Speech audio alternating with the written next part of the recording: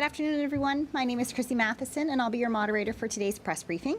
Before we begin, I'd like to introduce the Premier of Nova Scotia, the Honourable Stephen McNeil, and Nova Scotia's Chief Medical Officer of Health, Dr. Robert Strang.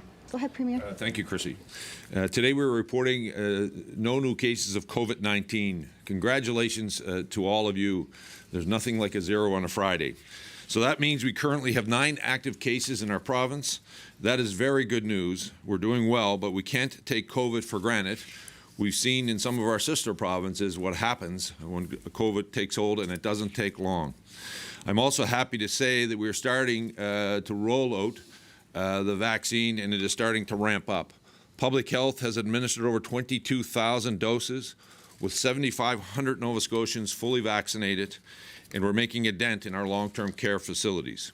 I want to thank Public Health and all of the teams that are out there administering the vaccine, and I want to thank Nova Scotians for your patience. Supply continues to come in, and Dr. Strang, I will now turn it over to you to have more detail. Thank you, Premier. Good afternoon, everybody. Yes, it's another good day in Nova Scotia. We report no new cases and only 9 active cases. Everybody's hard work continues to pay off, and this is good news.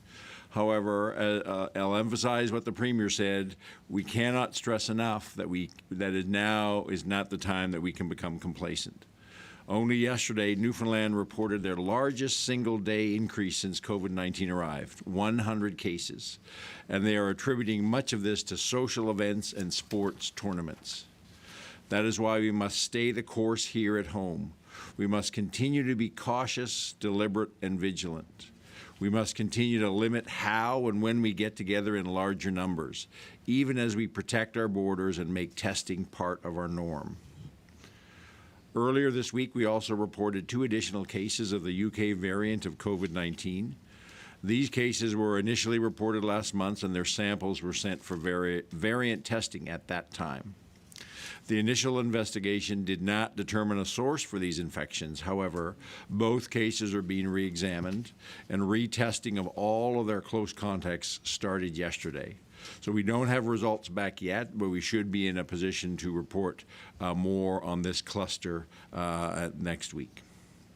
So this new information is, again, another clear reason why we need to continue to be cautious.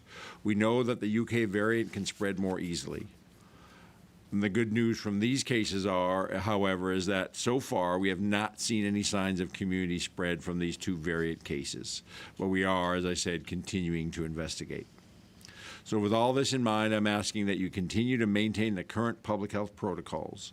Wash your hands, maintain a safe physical distance, wear your mask where required, and we're even encouraging you, even when it's not required, when you're in situations, whether they're in private situations or outdoor public places where you cannot maintain safe physical distance, we recommend you wear a mask even in those situations as well. Stay home if you're feeling unwell, and do the online self-assessment and get direction on testing.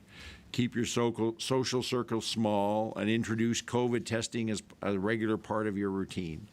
And please follow the requirements of the public health order. Don't look for excuses, loopholes, or reasons not to follow.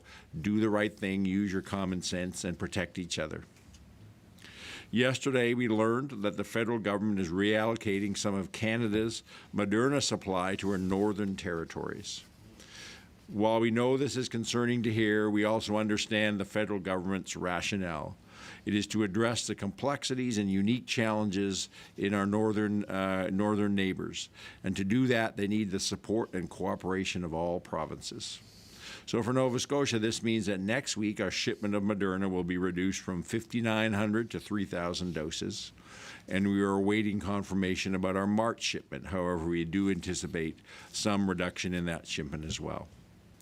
Moderna is what we're using to vaccinate in our long-term care sector, and we know that this reduction will slow down our rollout of vaccine into our long-term care facilities. But it will not stop entirely, and it will not impact the administration of second doses when people become eligible. It's important to highlight that while this news does slow us down, that we have administered vaccine to 27 of our long-term care facilities to date, and our long-term care facilities remain protected by all our ongoing efforts that have us in such an enviable place epidemiologically. All along, our approach to vaccine has been strategic, flexible, and adaptable to either increases or decreases in vaccine supply, and this is what we will continue to do. And so we'll update you as we learn more about the Moderna situation and the impact on March shipments. Continuing vaccine, earlier this week I talked about the first prototype community clinic that will take place February 22nd to 26th at the IWK in Halifax.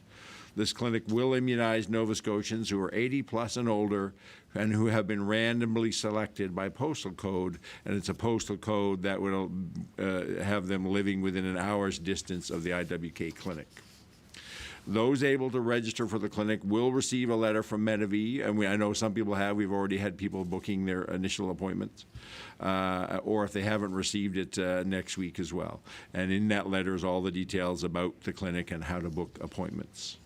Through the prototype clinics like this, we will learn a great deal about how to run different types of community clinics. And as I've said before, doing this work puts us in the best position possible to roll out substantially increased or adapt to increased numbers of vaccine and roll out a large number of community clinics across the province.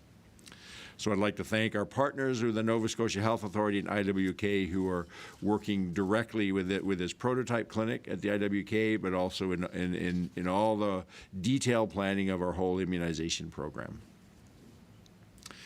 We know that our strategy of testing, self-isolating, and contact tracing is working. We have seen that asymptomatic testing has played a key role in stopping COVID-19 from spreading in our communities. And this weekend, we will have several pop-up testing sites in Halifax, Kentville, and Digby. You can find out the specific time and exact location of these clinics on the Nova Scotia Health Authority website if you look under coronavirus testing. So as I mentioned earlier, introducing COVID testing is a regular part of your routine, especially during a long weekend when there's time with loved ones as part of either Valentine's Day or Heritage Day is a great idea. So before closing, I want to take a moment to thank all our sports organizations for their tremendous work that is allowing athletes of all ages to play.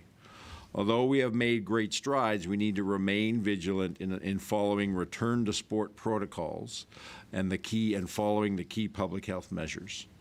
It's important to remember that the public health guidelines are different depending on exactly what type of sport you're playing and how they're implemented. Within the sport field of play, whether it's a hockey arena, a basketball court, the gathering limit is up to 60 without physical distancing. However, once the play is done, the rules change. So, for example, following a soccer game, a team of 18 people cannot enter a restaurant and all sit together. The limit per table even within that team is 10. Or following, we've got examples of this, a regular hockey league game, maybe a team has traveled, they're staying overnight in a hotel.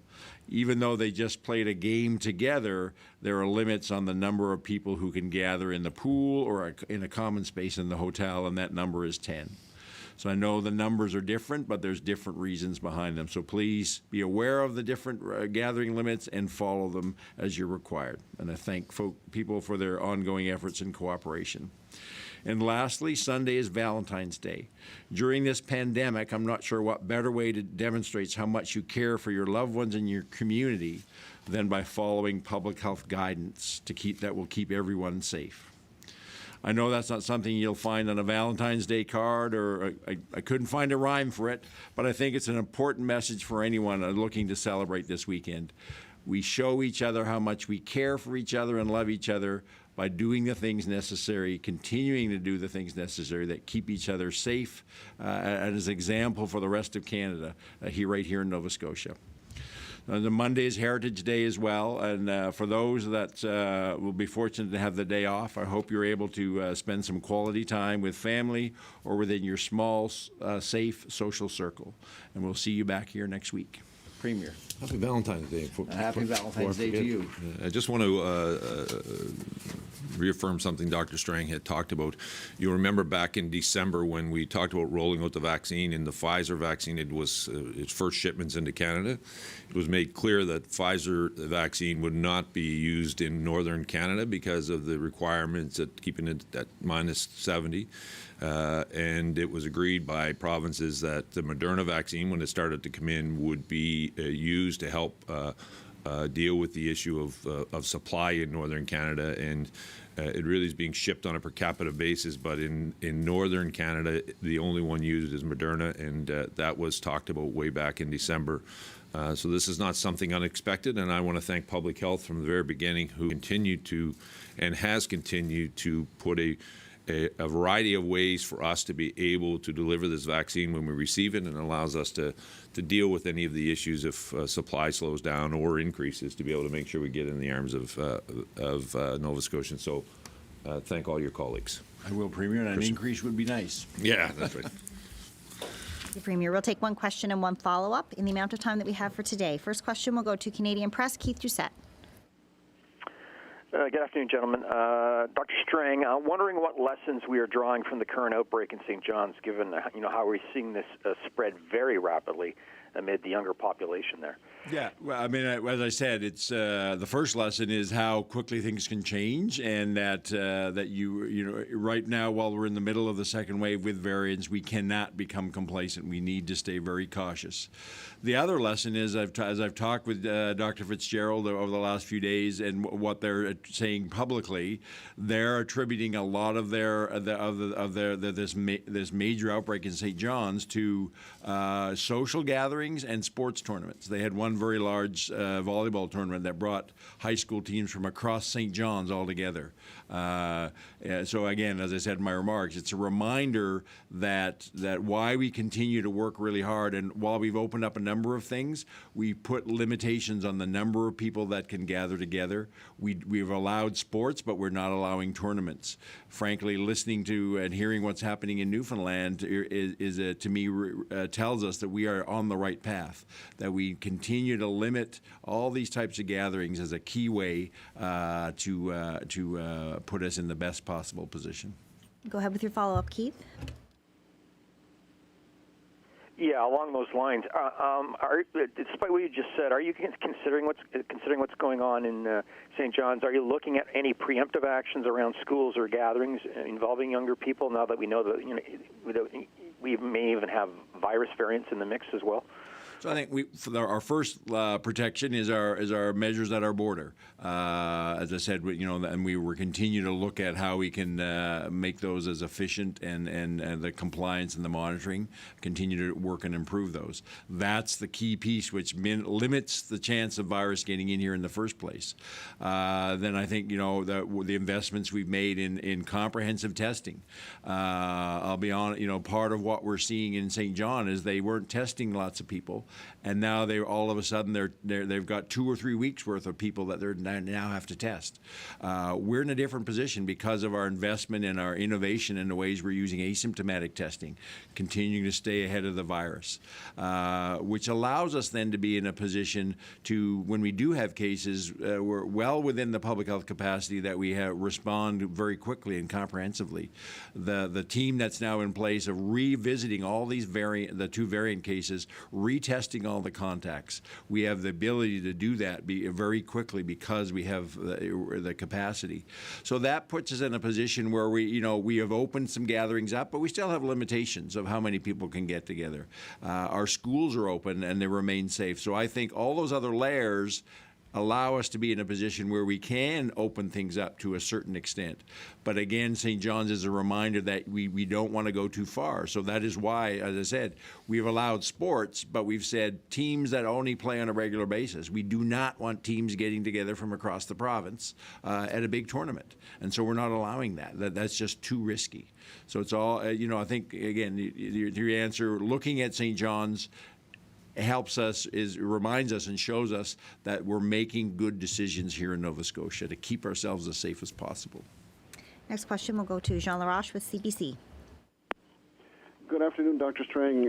It's prescient that you talked about our first protection at the border because, as you know, or you may know, the Prime Minister has just announced that Canadians returning from abroad will have to quarantine 3 days in a hotel starting February 22nd. I'm just wondering, given the incubation period of COVID-19, how much of an actual protection is it that Canadians would have to spend 3 days in a hotel and then be sent home to quarantine if they get a positive PCR test? So no. If they get a positive, they're going to be staying isolated in that hotel or that city where they come into the country. If they're negative, remember they have to have a negative test before they leave their destination. They're tested again, and if they have a quarantine within those 4 cities where international plane arrivals, if their second test is negative, then they can move on and come home to Nova Scotia, but they will have to continue the remaining 11 days of their quarantine. It's not like they're out of quarantine. But I think it's a good step by the federal government to require those 2 tests, one before, one on arrival, and not allow them to move on until they've had, clearly they've had to have had 2 recent negative tests before they can move on, which gives a great, a significant amount of reassurance, not 100%, but a significant amount of reassurance that they actually don't have COVID, and then they have to finish off their quarantine. And the feds have also said that they're going to increase their efforts to monitor the people who are under quarantine, and we're continue to have discussions with the federal government around the details of that last piece. Go ahead with your follow-up, Sean. Good catch, Dr. Strang. I did mean that a negative test. On the vaccine front, the Prime Minister also mentioned that the federal government has ordered and will receive $4 million doses. My apologies, of the Pfizer vaccine over and above what's been ordered by the end of March. What's that likely to do, if anything, to our vaccination program as we move forward? So we don't have firm, confirmed numbers yet from our federal colleagues. I mean, we were informed of this yesterday as well, and certainly we're anticipating that the amount of Pfizer vaccine that we can start to plan around is going to substantially increase as we move in the weeks ahead. But we have to be a little bit careful because until we get actual confirmed numbers, we don't want to be, I guess we don't want to count our chickens before the eggs hatch. I'm getting it all mixed up, but being careful. It's good news, but we don't have absolute guarantee of those amounts. So we'll plan for it and be ready to get whatever vaccine we get. Almost 12 months you're allowed to get vaccinated. Next question will go to CTV Natasha Pace. Thank you. Premier, Manitoba has made a deal to buy 2 million doses of a Canadian-made COVID vaccine. I'm wondering if Nova Scotia is looking at potentially doing this. Why or why not? We're going to follow the guidelines of Public Health Canada to make sure that vaccine gets approved, and when any vaccine is approved, we'll continue to work with our colleagues at Public Health to purchase it. Yeah, maybe I'll make an extra comment. I was surprised to hear Manitoba do that. I mean, all our vaccines, we go through a common procurement process that is led by the federal government, including the COVID vaccine. So we also know that if there's a domestic supply of vaccine is many months down the road. So certainly in the short to medium term, we are not going to at all be able to count on any domestically produced vaccine. Go ahead with your follow-up, Natasha. Okay. Wondering as well, with the 3 variants, 3 UK variants confirmed now in Nova Scotia and the 1 South African variant, is there anything additional Nova Scotians need to do to try to prevent the spread of this? No, we've had lots of discussions of this with my team, with national tables and looking at the international evidence. The variants don't require anything different. It just means you have to be extra cautious and be more vigilant in our existing public health measures. And one of the key ones for us is making sure we're very careful at our borders, minimizing the chance of virus, no matter what variant it is or what strain it is, getting in here into the province in the first place. Next question will go to Jesse Thomas with Global. Thank you. I hate to burn a question on numbers, Dr. Strang, but I'm just wondering if you can kind of clarify some of the vaccine doses. I think on Tuesday you said we're prepared to get 8,775 doses of Pfizer. That's kind of our largest one-time shipment. But then earlier today you referenced Moderna vaccine, about 5,900 doses that'll come in, but part of that's being affected. Can you just look at your numbers and give us an indication of what's coming down the pipeline next week for us? So what I know is that what you've just articulated, almost 9,000 doses of Pfizer vaccine, the biggest weekly shipment we've got, and we know now that our the amount of Moderna we're going to get is now reduced down to 3,000. Follow up, Jesse. I guess with that reduction, you kind of hinted at it. It's going to impact the long-term care supply. How much of a concern is that right now in the short term, given that it sounds like maybe the Pfizer will start to pick up?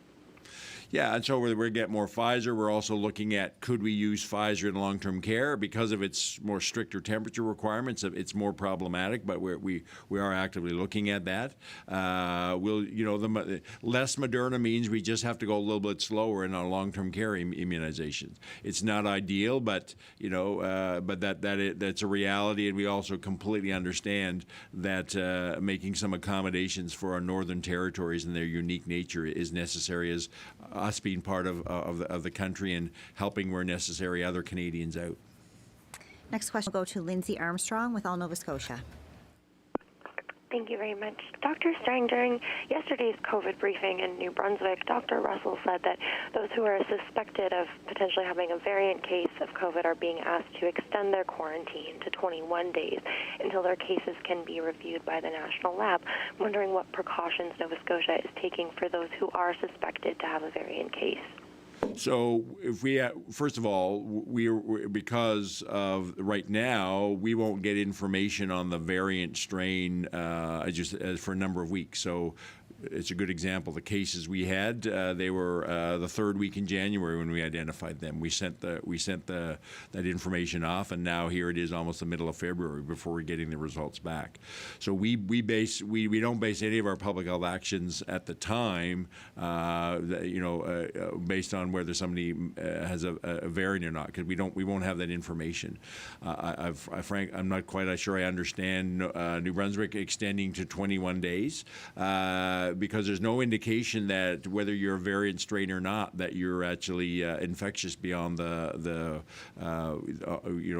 10 days from the time either you were diagnosed or the time that you develop symptoms and your symptoms have resolved. So if somebody's positive, we will, whether they're once they've reached the criteria for being a resolved case, they can be removed from isolation. They may be referring to what and Alberta did the same thing. It appears like it's an increase in quarantine, but what it means is simply that if contacts, they have to make sure that the contact is isolated for 14 days beyond the last time they would have been in contact with the case. So that could, that may extend their period of time. And we are looking at how we test all our contacts. We're now actively looking at when we have contacts of cases of travel, which all our cases are higher risk for variant strain. We're gonna be testing those contacts multiple times throughout their 14-day quarantine period. Go ahead with your follow-up, Lindsay. Thank you for that, Dr. Strang. And once again, moving back to the Moderna shipment reductions, I'm wondering, we say, this will slow down our long-term care rollout. Is that looking like a delay of a couple of weeks? What type of slowdown is this? So, we're only getting Moderna every 3 weeks. So, as I said, we got a reduction by close to half next week, and we anticipate getting some reduction. We're not sure much now in March. It just means that we adjust our programmatic schedule, and we immunize fewer people throughout that time. But as I said, we're also looking at the possibility of supplementing the Moderna with some Pfizer vaccine in long-term care as well. That has its own challenges, as I said, because of the stricter temperature requirements. But people are looking at that. Next question will go to John McPhee with the Herald. Thank you. This would be for Dr. Strang, I guess. Given the big spike in case numbers yesterday in Newfoundland, are there worries that infected people could have come across the border before it was shut down? Have we been in touch with the ferry service? Any kind of tracking of possible cases there? So we would not have a way to track people who had come to Newfoundland prior to us putting the quarantine period on, because they wouldn't have been required to register or use our safe check-in form, so we'd have no idea who they are. But what we have, we continue to message in our media releases, as I talked about at the briefing on Tuesday, that anybody who's come here from Newfoundland in the last 2 weeks, we ask them that they should go and get tested. If you're a Nova Scotian, but you've had people visiting you from Newfoundland, you also should go and get tested. If you're one of the people that is visiting from Newfoundland, you need to, once you've been tested, you need to isolate. If you're just a Nova Scotian who's had a Newfoundland visitor, and then you're going to go get tested, you yourself don't have to isolate. So we are encouraging anybody who's come from or been in close contact with somebody from Newfoundland in the last 2 weeks to go and get tested. Go ahead with your follow-up, John. Thank you. Regarding the prototype vaccination clinic on the 22nd for people 80 and over, we've heard concerns that getting a parking spot at the IWK might be a challenge, given that it's pretty tight there at the best of times, and you're going to have about 500 people or so over 3 to 4 days. I'm just wondering if any measures have been taken to expand access to parking there for that event. That's a level of detail that I haven't been involved in, but I'll certainly take that back and ask the team planning this clinic about that. Next question will go to Tim Biscay with the Halifax Examiner. Hi, Dr. Strang. I'm wondering if you could just expand a little bit on the recent variant cases. I understood you to say that there was no evidence that those people infected anyone else, but did I hear you right that it wasn't, that you don't know how they became infected? Because every day, I mean, we haven't been told that there was community spread, but that seems to be the definition of community spread, no? So one of the case, we don't have a clear where they were, or through the two cases, we don't have a clear indication where their source originated from. It's one of them transmitted to the other one in all likelihood, but we can't rule out for sure that they didn't each have a common source. The concern is that could they have been exposed in the community, but we're seeing no signs anywhere else, even through our asymptomatic testing, that we've missed something. So it may well be that and this is why we're re-interviewing them, that there was a source related to travel that we're just not aware of. We haven't been able to uncover yet, but we're actively looking at that. Those two cases had a number of close contacts, all of who were initially tested and isolated. They were all negative, but because of the concern around the variants, we're going back and retesting all those close contacts, and they have to re-isolate until they get back a negative test. And because there was a couple of community exposures around these cases, that's why we've reissued the community notification, and there's 2 specific locations, and that we're asking anybody who was at those locations at the appropriate time and place, even if they have already been tested, to go back and be retested. So we're using this retesting to be extra careful around that, to make sure we haven't missed anything. But I have to reiterate that if you look around the world, and even in Canada, when the variant shows up, it's very obvious in terms of large numbers of people spreading very rapidly. We are not seeing that, and we have lots of asymptomatic testing, lots of ways we're monitoring things, and we're not seeing any sign of it at this point in time, which is reassuring. But we absolutely have to pay close attention, and that's why we've reopened this case and redoing a lot of the investigation and retesting lots of folks. Go ahead with your follow-up, Tim.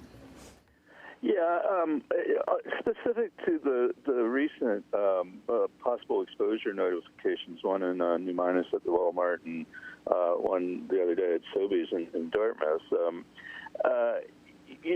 We read the reports every day, and you tell us that everyone's all the new cases recently are travel. And we read the reports that people are self-isolating and have been self-isolating. So why are there these potential exposures? So we have some people who, because of their essential nature of their work, and I'll use long-distance truck drivers as an example, that they are exempted under the order. They do not have to quarantine when they come back into the province, and we've had cases where they're doing what they are allowed to do, but then they test and they test positive, and because of that, then they generate a community, potentially generate a community notification. So it wasn't like they were doing anything wrong, but we have to make these accommodations for people that are essential to the movement of people and goods in and out of Nova Scotia. Next question will go to Daryl Roberts with The Signal. Thank you. My question is for Dr. Strang. I'm wondering how this shortage in the Moderna vaccine will affect the overall general rollout. So as I said, it'll slow down our delivery of vaccine into long-term care facilities for the next few weeks. We continue to look at all the reassurances that our 90-day supply what we've been promised initially, we will get that. And then as we move beyond that into April and May, continue to be reassured that the increased amounts of vaccine that we expected to get will be there. So even though we've had short-term delays in Pfizer, and we're now getting lots of, again, as I said earlier, not confirmed, but lots of positive signals that the Pfizer production is picking up and will make up those delays. We've got some short-term delays in Moderna. Some of it is production, but then some of it is a necessary reallocation within the province. But we fully expect we're going to get all the vaccine that we need to get and more in the weeks and months to come. Go ahead with your follow-up, Daryl. Thank you. So we've been seeing some easing of restrictions in recent weeks as a result of the relatively low number of cases that we've had here. But bars and restaurants are still required to close by 11 p.m. So I'm wondering if there's been any discussions about potentially extending these operating hours. Not at this point in time. That's an area, as I explained when we opened up the gatherings, we need to be extra careful about, environments where people are together for a prolonged period of time, in close contact with each other, often, not wearing masks because they're eating and drinking. And then when you add alcohol and other impairing substances into the mix, people's judgment wanes.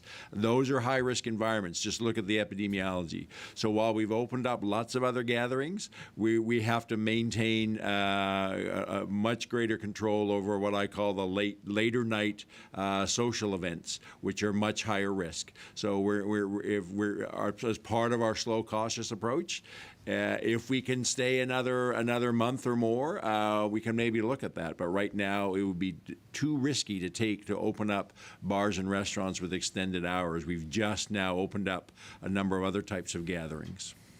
And that's all the time we have for questions today. Thanks. Thank you, Chrissy. A long weekend is upon us, and it's Valentine's Day to boot. I know a lot of you have been cooped up inside and are wanting to get outside. And I'm sure you lovebirds want to celebrate with a romantic dinner, and all you singles might want to get together to mix and mingle. Remember, as you try to spread the love, don't forget, COVID wants to be your Cupid. Don't let your guard down, and even if you are all aflutter with romance, follow the protocols. If you are in a restaurant, no more than 10 at your table. If you go to a host gathering, no more than 10. Keep your distance from outside of your own group. Don't forget to wear your mask and keep washing your hands. It's a long weekend and everyone deserves some rest, relaxation, and fun, but not at the risk of letting COVID in. I'm really proud of all of you and your hard work, your steadfast commitment to keeping COVID at bay. But we can't forget, COVID is always lurking and waiting for us to make a mistake. So in this long weekend, and yes, on Valentine's Day, let's show each other the love by loving each other from a distance. Have a great long weekend, and we will see you here next week.